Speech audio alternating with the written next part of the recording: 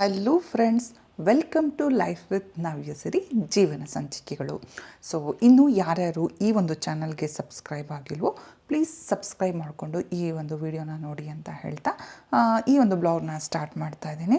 So ನಾವು ಇತ್ತೀಚೆಗೆ Uttarakhand trip ಹೋಗಿದ್ವಿ. ಉತ್ತರಾಖಂಡ್ ಅಂದರೆ ಎಲ್ಲರಿಗೂ ಗೊತ್ತಾ ಇದೆ, ಇದು ನಾರ್ತ್ ಇಂಡಿಯಾದಲ್ಲಿ ಬರುತ್ತೆ. ಒಂದು ಕಂಪ್ಲೀಟ್ ವಿಡಿಯೋಗಳು ಈ ಒಂದು ನೆಕ್ಸ್ಟ್ ಸೀರೀಸಲ್ಲೇ ಬರುತ್ತೆ. ನೋಡಿ ಎಲ್ಲರೂ ಲೈಕ್ ಮಾಡಿ, ಸಬ್ಸ್ಕ್ರೈಬ್ ಮಾಡಿ, ಕಮೆಂಟ್ ಮಾಡಿ ಅಂತ ಹೇಳ್ತಾ ಬನ್ನಿ ನೋಡೋಣ ಈ ವಿಡಿಯೋ ಹೇಗಿದೆ ಅಂತ. ನಾವು ಹೋಗಿದ್ದು ಮಸೂರಿ ಅದು ಟ್ರಿಪ್ಪಿಗೆ. ಮಸೂರಿ ಒಂದು ಹಿಲ್ ಸ್ಟೇಷನ್. ಆ ಹಿಲ್ ಸ್ಟೇಷನ್ದು ನಾನು ರೂಮು ಮತ್ತು ಅಲ್ಲಿಂದು ಎಲ್ಲ ಬೇರೆ ಒಂದು ವಿಡಿಯೋದಲ್ಲಿ ಮಾಡಿದ್ದೀನಿ. ಸೊ ಈ ವಿಡಿಯೋದಲ್ಲಿ ಅಲ್ಲಿ ಹೋಗಿದ್ದ ಸೈಟ್ ಸೀಯಿಂಗ್ ಪ್ಲೇಸಸ್ನ ಕವರ್ ಮಾಡ್ತಾ ಇದ್ದೀನಿ. ಸೊ ಸೈಟ್ ಸೀಯಿಂಗ್ ಪ್ಲೇಸಸ್ ಯಾವುದಪ್ಪ ಅಂತಂದರೆ ಲಾಲ್ ಟಿಪ್ಪ, ಶಾಂತಲಾ ದೇವಿ ಮತ್ತು ಬುದ್ಧ ಟೆಂಪಲ್ಲು ಫುಲ್ ಇರುತ್ತೆ ಈ ವಿಡಿಯೋದಲ್ಲಿ. ಸೊ ನಾವಿವಾಗ ಹೋಗ್ತಾ ಇರೋದು ಟ್ರೆಕ್ಕಿಂಗ್. ಇದು ಶಾಂತಲಾ ದೇವಿ ದೇವಸ್ಥಾನ. ಇದಕ್ಕೆ ನಾವು ಒಂದು 3 ಕಿಲೋಮೀಟರು ಟ್ರಕ್ ಮಾಡಬೇಕಾಗತ್ತೆ. ಸೊ ಸ್ವಲ್ಪ ವಯಸ್ಸಾದವ್ರು ಬಂದರೆ ಇಲ್ಲಿ ಹತ್ತೋದಕ್ಕೆ ತುಂಬ ಕಷ್ಟ ಆಗುತ್ತೆ. ಸೊ ನಡ್ಕೊಂಡು ಹೋಗ್ತಾ ಇರಬೇಕಾಗತ್ತೆ. ಪ್ಲೇಸು ತುಂಬಾ ಚೆನ್ನಾಗಿದೆ. ಒಂದು ದೊಡ್ಡ ಬೆಟ್ಟದ ಮೇಲಿದೆ. ಅದು ನಮಗೆ ಗೊತ್ತಾಗಲ್ಲ ಅಲ್ಲಿ ಶಾಂತಲಾ ದೇವಿ ದೇವಸ್ಥಾನ ಇದೆ ಅಂತ. ಅಲ್ಲಿ ಲೋಕಲ್ ಹೆಡ್ಸ್ಗಳು ಎಲ್ಲರೂ ಇಲ್ಲಿ ಬರಲ್ಲ ಅಂತ ಅಂದ್ಕೋತೀನಿ. ಯಾಕೆಂದರೆ ನಾವು ಹೋದಾಗ ಯಾರೂ ಇರಲಿಲ್ಲ, ಅಲ್ಲಿ ಒಬ್ಬರು ಕಾಣಿಸ್ತಾ ಇರಲಿಲ್ಲ. ನಾವಷ್ಟೇ ಇದ್ವಿ. ಅಂದರೆ ದೊಡ್ಡ ಬೆಟ್ಟಗಳ ಮಧ್ಯೆ ಒಂಥರ ಪ್ರಶಾಂತ ವಾತಾವರಣ ಇತ್ತು. ಬಟ್ ಈ ಬೆಟ್ಟ ಗುಡ್ಡಗಳನ್ನ ಹತ್ತೋದು ಅಂದರೆ ತುಂಬಾ ಕಷ್ಟ. ಸಿಕ್ಕಾಬಟ್ಟೆ ಸ್ವೆಟ್ ಆಗಿಬಿಡತ್ತೆ. ಅಲ್ಲಿ ಎಲ್ಲೂ ನೀರು ಮತ್ತು ಏನಾದರೂ ತಿನ್ನೋದಕ್ಕೂ ಕೂಡ ಏನೂ ಇಟ್ಟಿರಲಿಲ್ಲ ಹತ್ತಬೇಕಾದ್ರೆ. ಆನ್ ದಿ ವೇನಲ್ಲಿ ಇಳಿಯೋದು ಈಸಿ. ಯಾವುದೇ ಒಂದು ಬೆಟ್ಟಗಳು ಹತ್ತೋದೇ ಸ್ವಲ್ಪ ಕಷ್ಟ ಆಗೋಗ್ಬಿಡುತ್ತೆ. ಹಾಗೆ ಹೇಗೋ ಪಟ್ಕೊಂಡು ಹತ್ಕೊಂಡು ಹೋಗ್ತಾ ಇದ್ದೀವಿ. ಬನ್ನಿ ನೋಡೋಣ, ತೋರಿಸ್ತೀನಿ ಮುಂದೆ ಏನೇನು ಇದೆ ಅಂತ.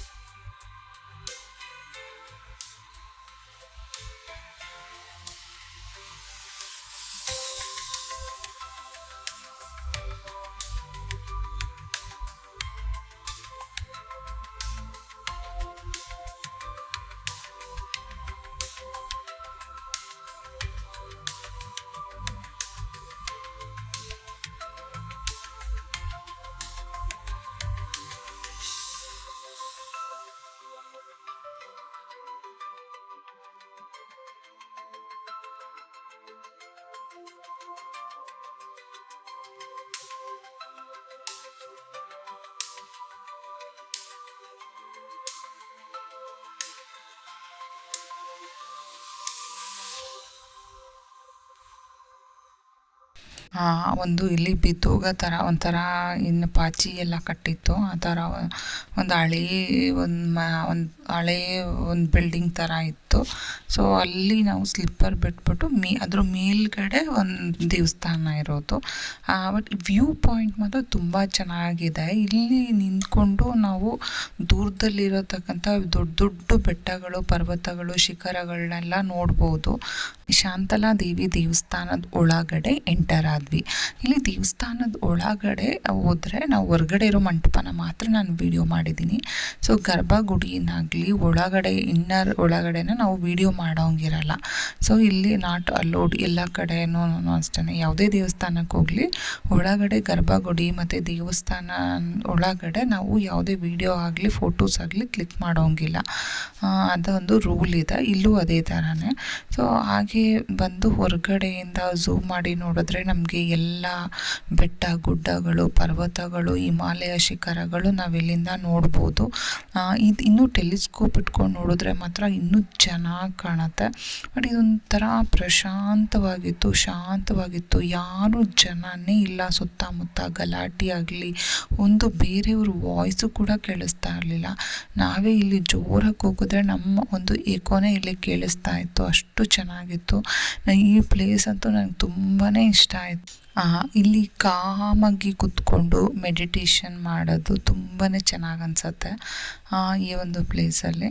ಸೊ ನಾವು ಅಲ್ಲೇ ಸ್ವಲ್ಪ ಹೊತ್ತು ಕೂತ್ಕೊಂಡು ತುಂಬ ಮನಸ್ಸಿಗೆ ಮಾತ್ರ ತುಂಬಾ ಚೆನ್ನಾಗಿ ಅನಿಸುತ್ತೆ, ಒಳ್ಳೆ ಫೀಲ್ ಆಗುತ್ತೆ. ಏಕೆಂದರೆ ನಮ್ಗೆ ಯಾವುದೇ ದೇವಸ್ಥಾನಕ್ಕೆ ಹೋಗಲಿ, ಎಲ್ಲೇ ಹೋಗಲಿ, ಪ್ರೇಕ್ಷಣೀಯ ಸ್ಥಳಗಳಿಗೆ ತುಂಬ ಕ್ರೌಡ್ ಇರುತ್ತೆ, ತುಂಬ ಜನ ಇರ್ತಾರೆ. ಹಾಗಾಗಿ ಅದು ಚಿಕ್ಕ ಪ್ಲೇಸ್ ಆಗಿದ್ದರೂ ಇಷ್ಟು ಜನ ಇರ್ತಾರೆ ನೋಡೋದಕ್ಕೆ. ಇಲ್ಲಿ ಇಷ್ಟೊಂದು ಚೆನ್ನಾಗಿದ್ರೂ ಒಬ್ಬರೂ ಇರಲಿಲ್ಲ. ನಮ್ಗೆ ಅದಂತೂ ತುಂಬಾ ಚೆನ್ನಾಗಿ ಅನ್ನಿಸ್ತು, ಸಂತೋಷ ಆಯಿತು ಅಂತ ಹೇಳ್ಬೋದು.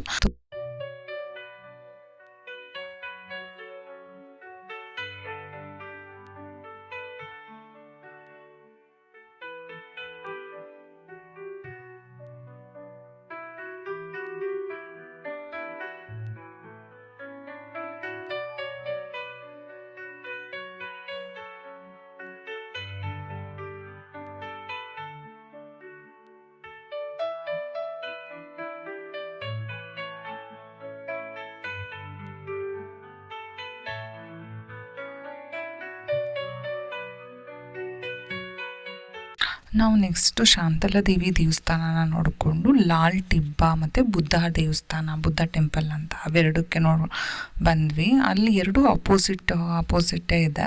ಸೊ ಅಲ್ಲೇ ನಡ್ಕೊಂಬರ್ತಾಯಿದ್ವಿ. ಅವತ್ತು ಸ್ವಲ್ಪ ಬಿಸಿಲು ಕೂಡ ಇತ್ತು. ಏನಾದರೂ ತಿನ್ನಬೇಕು, ನೀರು ಕುಡಿಬೇಕು ಅಂತ ಅನ್ನಿಸ್ತಾ ಇತ್ತು. ಸೊ ನಾವು ಮಧ್ಯಾಹ್ನ ಊಟ ಮಾಡಲಿಕ್ಕೆಲ್ಲೂ ಹೋಟೆಲಲ್ಲಿ ಹೋಗಲಿಲ್ಲ. ಸೊ ಅಲ್ಲೇ ಏನಾದರೂ ತಿಂದ್ಕೊಳ್ಳೋಣ ಅಂತ ಇಲ್ಲಿ ಬಂದು ತುಂಬ ಕ್ರೌಡ್ ಇತ್ತು. ಶಾಂತಲಾದೇವಿ ಹತ್ರ ಒಬ್ಬರು ಇರಲಿಲ್ಲ. ಬಟ್ ಇಲ್ಲಿಗೆ ಬಂದರೆ ಇಲ್ಲಿ ಸುಮಾರು ಜನ ಇದ್ದರು. ಇದು ಕೂಡ ಮೈಸೂರಿನಲ್ಲಿ ನೋಡಲೇಬೇಕಾಗಿರ್ತಕ್ಕಂಥ ಪ್ಲೇಸು. ಅದಕ್ಕೋಸ್ಕರ ತುಂಬ ಫೇಮಸ್ಸು. ಅದೇ ತುಂಬ ಜನ ಇದ್ದರು. ಇದು ಇವಾಗ ನೀವು ನೋಡ್ತಾ ಇರೋದು ಬುದ್ಧ ಟೆಂಪಲಲ್ಲಿ ಬುದ್ಧ ಸ್ಟ್ಯಾಚು ನೋಡ್ತಾ ಇದ್ದೀರಾ. ಸೊ ಅಲ್ಲೂ ಕೂಡ ವೀಡಿಯೋಸ್ನ ದೇವಸ್ಥಾನದೊಳಗಡೆ ಹೋಗಿ ಮಾಡೋಂಗಿರಲಿಲ್ಲ. ಹೊರಗಡೆಯಿಂದಾನೇ ಸ್ವಲ್ಪ ಫೋಟೋಸ್ ಕ್ಲಿಕ್ ಮಾಡಿಕೊಂಡೆ, ಹೊರಗಡೆಯಿಂದನೇ ವೀಡಿಯೋ ಮಾಡ್ಕೊಂಡಿದ್ದು. ಸೊ ಇಲ್ಲಿ ಸ್ವಲ್ಪ ಹೊತ್ತು ರೆಸ್ಟ್ ಮಾಡಿ ಜೋಳ ಎಲ್ಲ ತಿಂದ್ಕೊಂಡು, ಕಾರ್ನ್ ತಿಂದ್ಕೊಂಡು ಸ್ವಲ್ಪ ಬೇಲ್ಪುರಿ ತೊಗೊಂಡ್ವಿ. ಬೇಲ್ಪುರಿ ಮಸಾಲೆ ಪುರಿ ಇತ್ತು, ಹೊರಗಡೆ ಮಾರ್ತಾಯಿದ್ರು. 25 ರೂಪೀಸು ಮತ್ತು 30 ರೂಪೀಸ್ ಅಂತ. ಅದೆರಡು ತಿಂದ್ಕೊಂಡು ಸ್ವಲ್ಪ ನೀರೆಲ್ಲ ಕುಡ್ಕೊಂಡು, ಇಲ್ಲೂ ಪೈನಾಪಲ್ಲು ಮತ್ತು ಮೋಸಂಬಿ ಎಲ್ಲ ಇರುತ್ತೆ, ಮತ್ತು ಮಿಕ್ಸ್ಚರು ಈ ಥರ. ಸೊ ಅದೆಲ್ಲ ತಿನ್ನಲಿಲ್ಲ. ಸೊ ಅವ್ರು ಮಾಡಿದ್ದು ನಮ್ಮ ಕಡೆನೇ ಡಿಫ್ರೆಂಟಾಗಿರುತ್ತೆ ಮಸಾಲೆ ಪುರಿ, ಪಾನಿಪುರಿ. ಇಲ್ಲಿ ನಮಗೆ ಅಷ್ಟು ಇಷ್ಟ ಆಗಲಿಲ್ಲ ನನಗಂತೂ. ತಿಂದ್ಕೊಂಡು ಜೋಳ ಚೆನ್ನಾಗಿ ಅನ್ನಿಸ್ತು. ಸೊ ಜೋಳ ತಿಂದ್ಕೊಂಡು ಸ್ವಲ್ಪ ಹೊಟ್ಟೆ ತುಂಬ್ದಂಗೆ ಆಯಿತು. ಇನ್ನೊಂದು ಬೆಟ್ಟ ಇದೆ ಲಾಲ್ ಟಿಬ್ಬ, ಅದನ್ನು ಹತ್ತೋದಕ್ಕೆ ಎನರ್ಜಿ ತೊಗೊಂಡಂಗೆ ಆಯಿತು, ಬೂಸ್ಟಿಂಗ್ ಥರ ಆಯಿತು ಇದು ತಿಂದಿದ್ದು. ಬನ್ನಿ ನಾವಿವಾಗ ಹೋಗ್ತಾ ಇರೋದು ಲಾಲ್ ಟಿಬ್ಬ. ಇದು ಕೂಡ ತುಂಬ ಹತ್ತಬೇಕು. ಇದು ಮೈಸೂರಿನಲ್ಲಿ ಹೈಯೆಸ್ಟ್ ಪೀಕ್ ಅಂತಲೇ ಹೇಳ್ಬೋದು. ಮೈಸೂರಿನಲ್ಲೇ ತುಂಬ ಎತ್ತರ ಆಗಿರ್ತಕ್ಕಂಥ ಜಾಗ ಯಾವುದಪ್ಪ ಅಂತಂದರೆ ಲಾಲ್ ಟಿಬ್ಬ. ಇದು 6 ಕಿಲೋಮೀಟರ್ಸ್ ನಾವು ವಾಕ್ ಮಾಡಬೇಕಾಗತ್ತೆ. ಸ್ವಲ್ಪ ದೂರ ಇರೋದ್ರಿಂದ ಲಾಲ್ ಅಂತ ಅಂದರೆ ಕೆಂಪು ಅಂತ, ಲಾಲ್ ಟಿಬ್ಬ ಅಂತ ಅಂದರೆ ಪರ್ವತ, ಅಂದರೆ ಕೆಂಪು ಪರ್ವತದ ಮೇಲೆ ಇರೋದ್ರಿಂದ ಇದಕ್ಕೆ ಕೆಂಪು ಪರ್ವತ ಆಗಿರೋದ್ರಿಂದ ಲಾಲ್ ಟಿಬ್ಬ ಅಂತ ಕರೀತಾರೆ. ಇಲ್ಲಿ ಸಂಜೆ ಹೊತ್ತು ಮತ್ತು ಮಾರ್ನಿಂಗು ಸೂರ್ಯ ಉದಯ ಮತ್ತು ಸೂರ್ಯ ಅಸ್ತ ಆಗಬೇಕಾದ್ರೆ ಒಂದು ಕಂದು ಬಣ್ಣದಿಂದ ಮೋಡ ಆಕಾಶ ಎಲ್ಲ ತುಂಬಿರುತ್ತೆ. ಇದು ನೋಡೋದಕ್ಕೆ ಒಂದು ಅದ್ಭುತ ಮತ್ತು ಒಂಥರ ಚೆನ್ನಾಗಿರುತ್ತೆ. ಫೋಟೋಗ್ರಫಿಗೆಲ್ಲ ಒಳ್ಳೆ ಪ್ರೈಸ್ ಅಂತಲೇ ಹೇಳ್ಬೋದು. ಈ ಟೆಲಿಸ್ಕೋಪಿಂದ ನೋಡಿದ್ರೆ ಇದು ಶ್ರೇಣಿ ಬದ್ರಿನಾಥ್, ಕೇದಾರನಾಥ್ ಮತ್ತು ನಂದಾದೇವಿ ಪರ್ವತಗಳು ಇಲ್ಲಿಂದ ನೀಟಾಗಿ ಸ್ಪಷ್ಟವಾಗಿ ಕಾಣುತ್ತೆ. ಇದು ಎತ್ತರ ಎಷ್ಟಪ್ಪ ಅಂದರೆ 2290 ಮೀಟರು ಮತ್ತು ಅಡಿನಲ್ಲಿ ಹೇಳ್ಬೇಕಂದ್ರೆ 7510 ಅಡಿ ಇದೆ. ನೋಡೋಣ ನೆಕ್ಸ್ಟ್.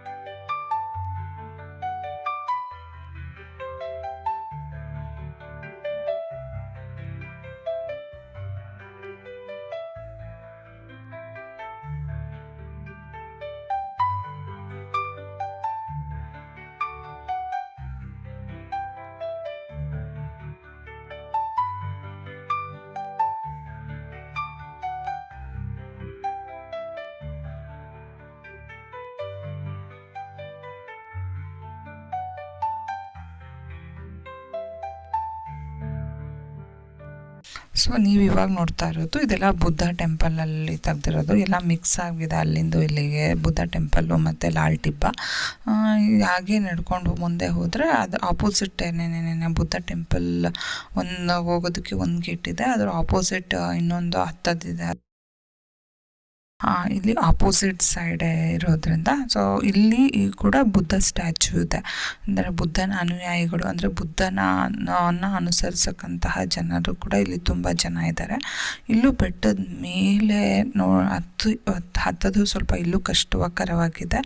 ಹತ್ತಬಿಟ್ಟು ಅದರಲ್ಲಂತೂ ವ್ಯೂಸ್ ಎಲ್ಲ ತುಂಬಾ ಚೆನ್ನಾಗಿದೆ. ಅತಿ ಎತ್ತರದ ಶಿಖರ ಅಂತಿದ್ದು ಮಸೂರಿನಲ್ಲಿ.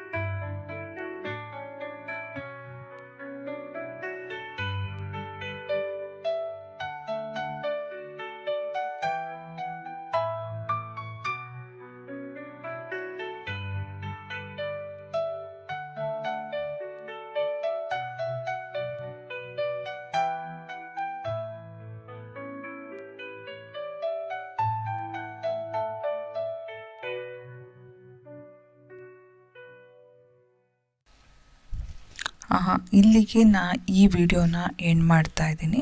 ಎಲ್ಲರೂ ಲೈಕ್ ಮಾಡಿ, ಸಬ್ಸ್ಕ್ರೈಬ್ ಮಾಡಿ. Bye, see you in next video.